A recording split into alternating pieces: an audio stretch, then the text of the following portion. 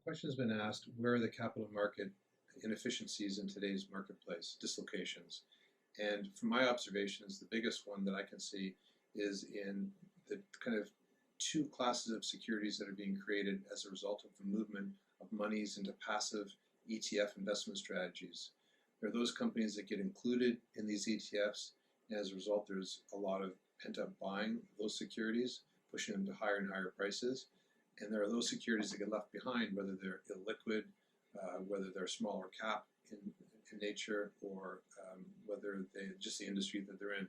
And those companies tend to become orphaned and trade at very low prices. Exacerbating this problem is the fact that many of the smaller brokerage firms that provide research coverage on those types of companies have actually gone out of business. And so you've got this pricing anomaly, and that's where the opportunity is. And then in terms of who's going to resolve that, I read an interesting article from about Bruce Flatt from Brookfield, and Brookfield was identifying this very anomaly, saying that they see that as the greatest opportunity today to profit.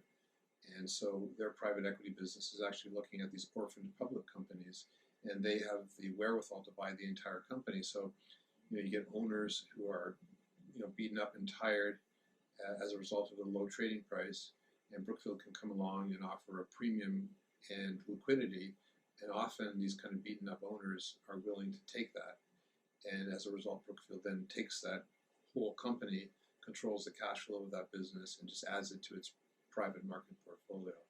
So a value investor like myself, a minority value investor, can take the approach of buy these orphaned companies, buy them cheaply enough that even a bid for a Brookfield or Brookfield-like company will be sufficient to produce a rate of return that's attractive.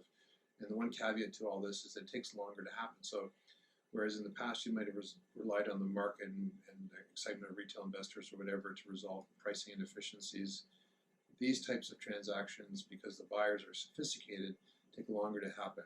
They're going to do their work. They're going to maybe potentially try and wait you out. So what that means is that in terms of compounding rates of return, compounding is the rate of return over time. It will take longer, I think, and as a result of that, it probably means that the compounding rate will be lower than it might have been in the